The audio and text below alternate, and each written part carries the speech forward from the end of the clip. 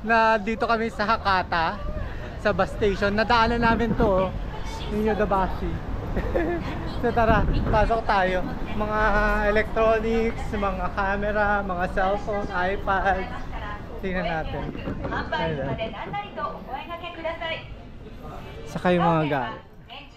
Para lang mahal lang mga mga accessories. So tingnan na lang natin yung mga iPad dito, saka mga iPhone. Ito po, mga cellphone, ayan. Pero hindi kilala yung brand, Arrows. Merong Asus din.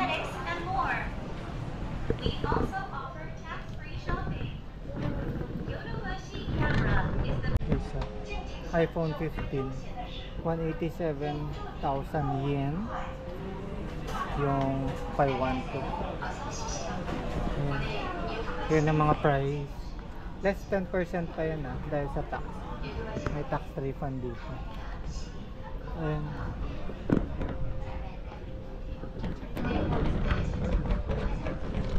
Kasi ito naman yung mga iPad Pro. So yun yung mga presyo. Screenshot nyo na lang. Tapos pamain, charot. Screenshot nyo para makita nyo. Less 10% pa yun Okay. Diba guys, iPad mini naman. Tapos iPad Air. Yan. Tapos regular iPad. Yan yung mga presyo.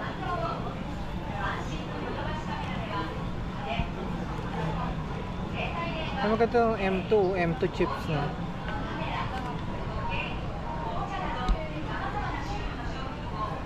Ito yung tsura dito. Ganda dito.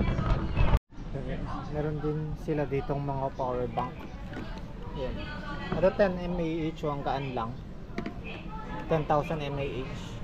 Mga 1.5 in pesos. Ito naman din.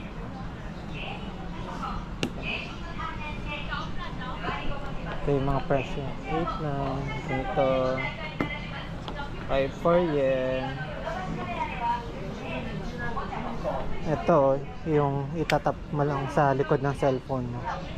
4,990. Parang mag-safe na siya.